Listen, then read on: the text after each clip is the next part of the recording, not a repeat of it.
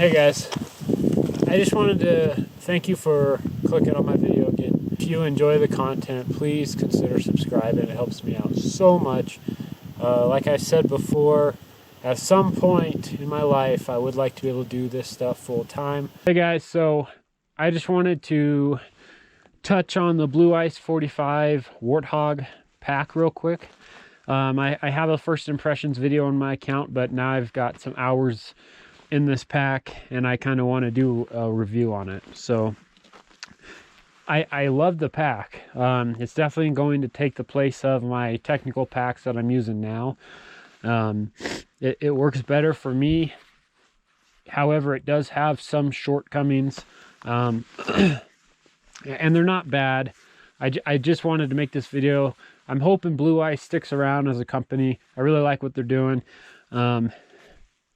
They have minor quality control issues that I found on a harness of mine that I own. That's also in my first impressions video, but I'm sure they're going to fix those issues. So, and if they're willing to watch this video, maybe they'll fix some of the issues that I've noticed if you're going to be using this as a technical alpine pack.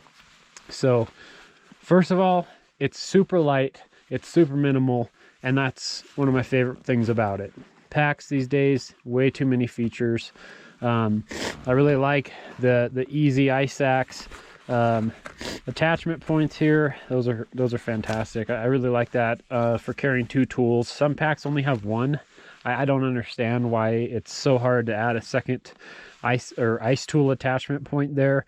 You got to finagle your ice axe tools to get them on if you've only got one. Salua. So anyways, for me, I definitely like having my crampons on the outside of the pack to save space in the inside of the pack, because I carry some videography equipment with me for my YouTube channel, GoPro accessories, lots of batteries. So I'm short on space. So I put the crampons on the outside of the pack. Obviously my ice tools are going on the outside of the pack. And my helmet. I like to keep my helmet on the outside of the pack. And this pack can do all of that. You do have to buy a separate attachment for the crampons. They do have tie-in points on the pack. I don't know if you can see on the GoPro here, these yellow-orange tie-in points that I'm pointing at. I bought a little strap. Sea to Summit sells these straps. It's been working fine. This is the second time I've had crampons on the outside like this, and it's worked well. Here's the problem with having your pack set up like this if you're going to use this Blue Ice pack, is the other day I was doing a more technical route. I had two ice tools instead of a typical walking axe, ice climbing crampons, and my helmet. And the problem is that it's very, very difficult to get to this zipper. There's a zipper here. I'll show you on the okay, the zipper here, when you've got a helmet covering your crampons, it's coming right here. Okay, then you've got two tools coming right here. It's really difficult to get to this. I think that it would have been better if Blue Ice had put this zipped pocket on the side here. I feel like that would have been more sufficient for people carrying a lot of their gear on the outside. However, I do appreciate this pocket. I don't have to go into the inside of the pack. It's still super minimal. I carry my sunscreen, my glacier glasses, wallet, keys, GoPro batteries, camera batteries, etc. Now, there is one thing to take note of. If you're going to be accessing this pocket with crampons lashed to the outside of your pack, it's very hard to get things down inside that pocket because your crampons are tight. So if you're going to be digging in that pocket, you're going to have to loosen up your crampons, which only takes but a second, but just keep mind to that, because right now I can't really get my hand in there because these crampons are strapped pretty tight. So if I just loosen them up, now I can get my hand all the way in there. So that's not really a big deal. The other things about this pack I'll show you is it has a clasp here instead of a buckle. This is a much more reliable system than a buckle. This isn't going to break. This is metal versus a plastic buckle that may break. It may be, depending on what you're used to, harder for you to manipulate. But sometimes with heavy gloves, and these aren't even my heavies, these are my mediums. If I was wearing my guide gloves, you can still just grab both pieces of material here and just pull it apart. So actually, it's a lot easier than a buckle. And I contradict myself because I've never used this style.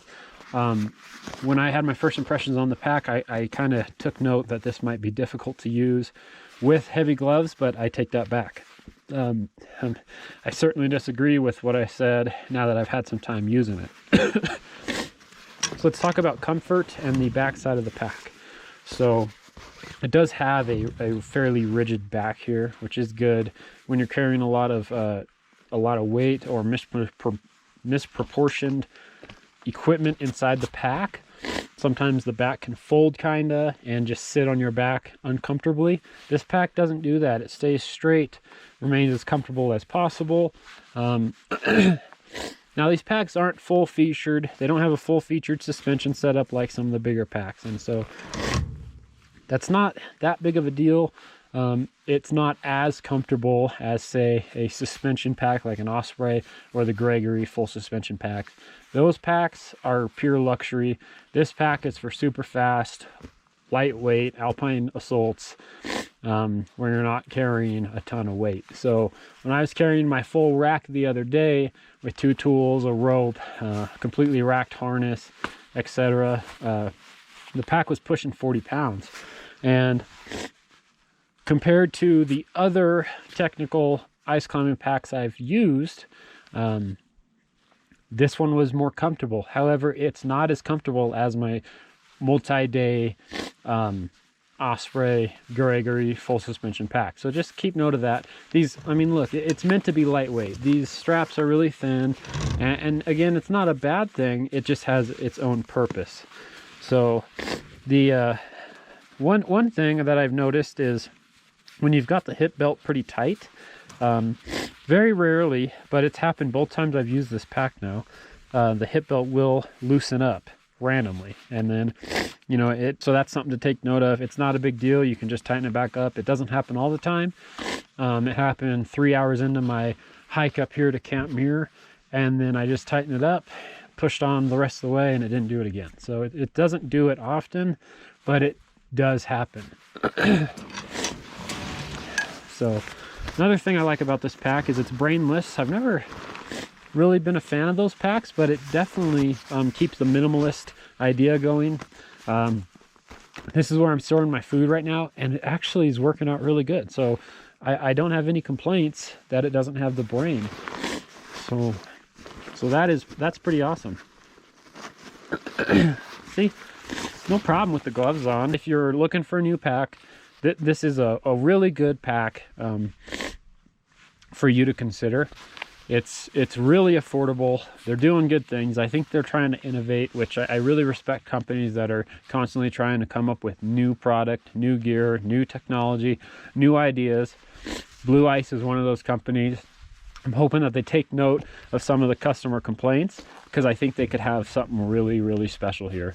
So again, this is the Blue Ice Warthog 45 liter pack up here at Camp Muir. Beautiful day in November. Appreciate you guys watching. Stay safe in the mountains. It's my pack. It's my new pack for sure. Unless I need to do heavy overnight stuff, this is my pack for the future.